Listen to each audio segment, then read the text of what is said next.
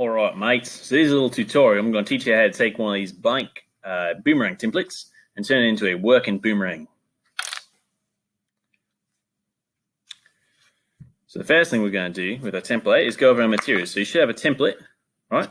And you should have a couple of grits of sandpaper. One's a P80 on the back, that's an 80 grit. One's a 50 grit. Now the 80 grit is a little bit less rough. This is going to be for more fine work. And the 50 is really rough. This is going to be for bulk wood removal. Now the end thing that we're going to try and have is something like this, right? Where we've sanded down our trailing edge, right? So it's nice and cut out.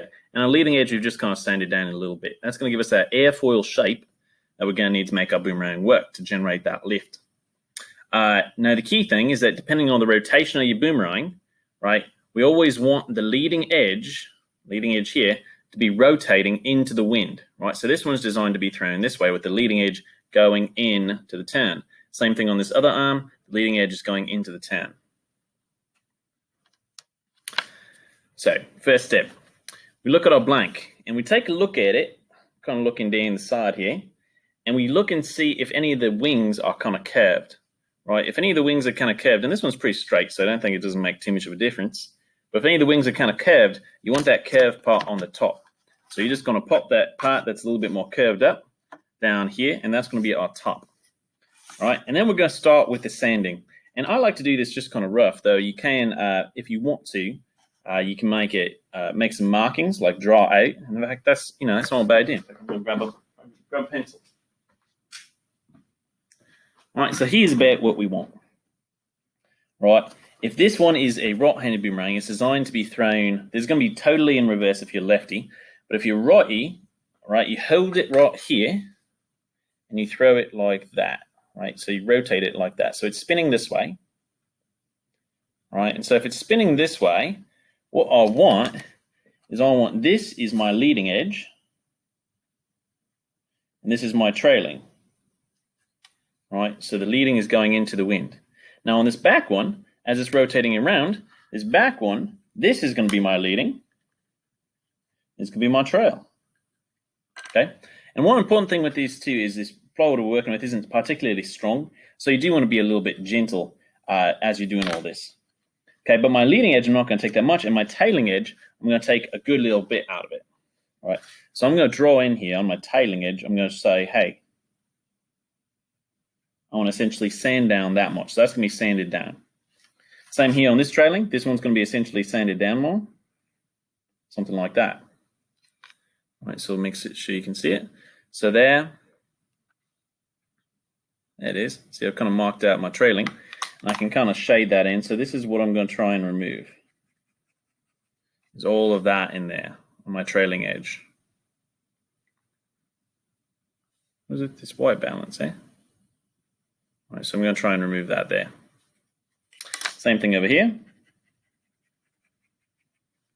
The trailing edge, I'm going to try and remove that much there, essentially kind of removing that half, kind of bent around. So now, right, it can have that proper rotation with the leading edge going into the wind always, okay?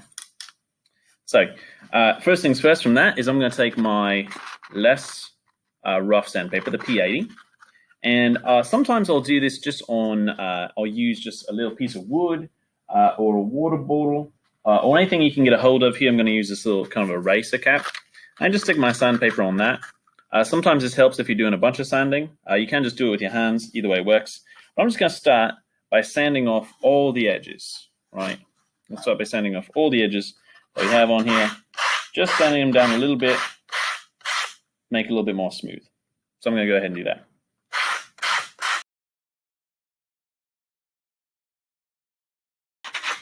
I want you to notice here, I'm putting this on the table. You want to have a nice workspace, right? Where you don't mind getting sawdust, because it's going to make a lot of sawdust.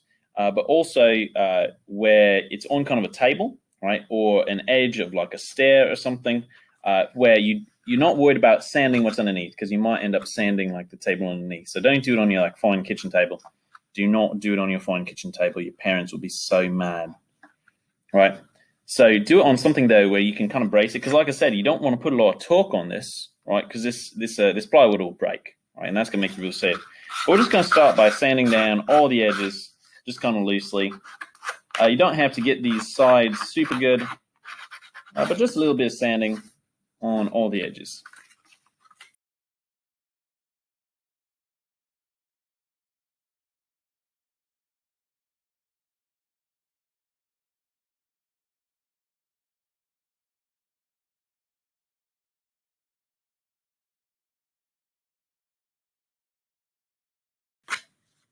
All right, top half is sanded. Now flip it over, do the other half.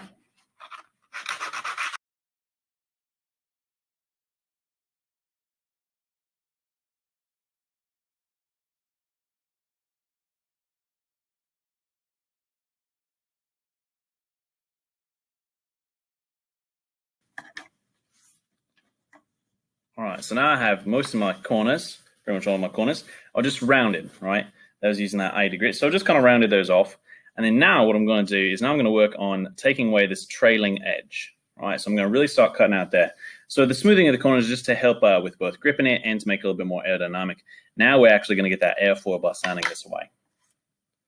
All right, so here's what we want to do, is once again bring this towards the edge of the table. So I like to have it right here on the edge of the table, right, to where it's not going to be too bad. And then what I do is I'll just take my rougher grit, this is my 50 grit, and I just kind of press down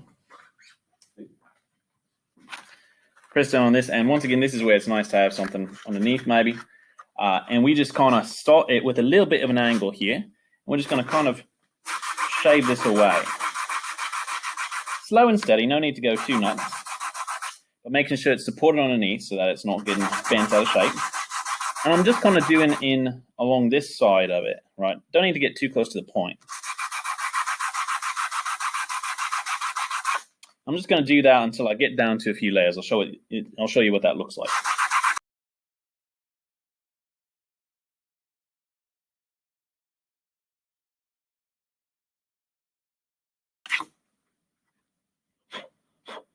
All right, so you see how I'm starting to get in here. I'm starting to get, there we go, starting to get to a different layer of the plywood right in there, right? And I want to keep going a little bit past that, but you can already see at this point, starting to get a little bit of that airfoil shape.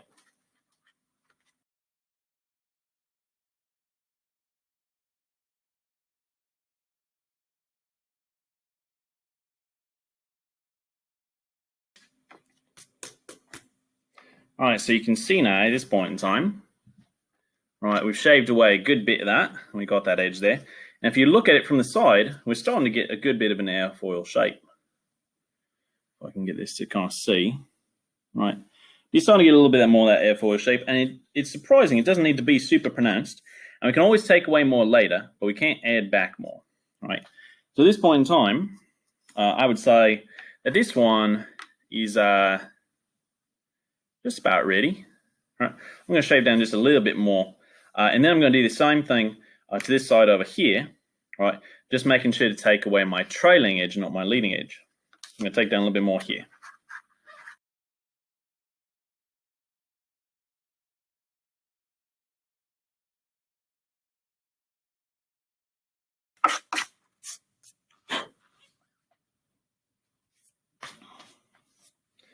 All right, so that's looking pretty good right there, just like that.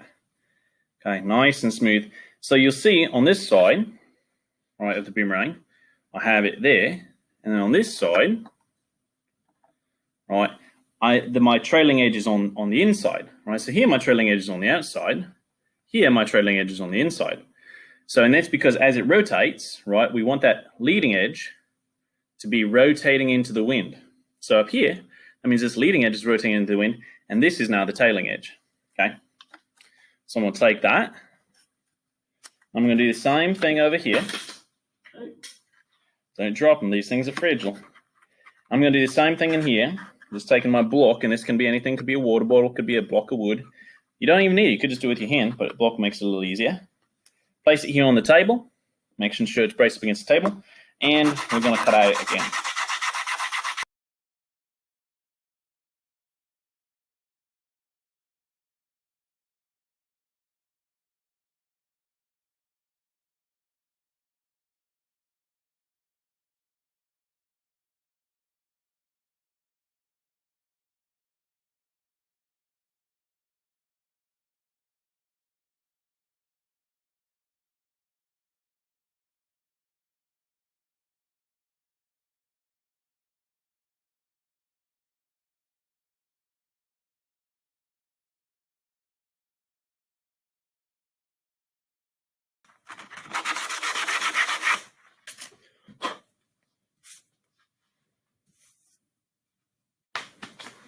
All right, so I'm thinking that's pretty good right there. Right, certainly not a bad start. Okay, so here we have it. We got a boomerang, and we've got our 2 trailing edges kind of trimmed down. All right, so now what we need to do is we just need to round the leading edge just a little bit more. So now we're going to take our 80 grit, back to the 80. We're just going to kind of round this leading edge. All right, and you can just do this one by hand. We're just rounding this leading edge ever so slightly. All right, just taking a little bit off to round that. Really smooth out, make it a little bit more aerodynamic.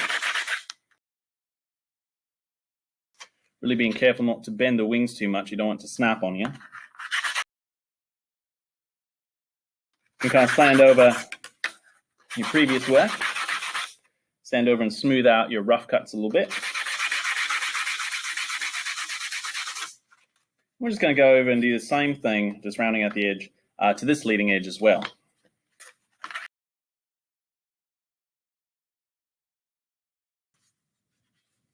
And when all is said and done, you should get a nice boomerang like this, right? It has your trailing edge, your leading edge, your trailing edge, your leading edge. I'll take a picture of this and include it so you guys can see. And this is ready to be thrown, right? So now here we have a boomerang. It's ready to be thrown. I'm going to be throwing it like this, and it's going to be rotating with those leading edges going into the wind. I'll show you guys how to throw it. But this is the basics of it. Make sure you're careful, right? Make sure that you're not standing on your dining room table. And we'll see how this works.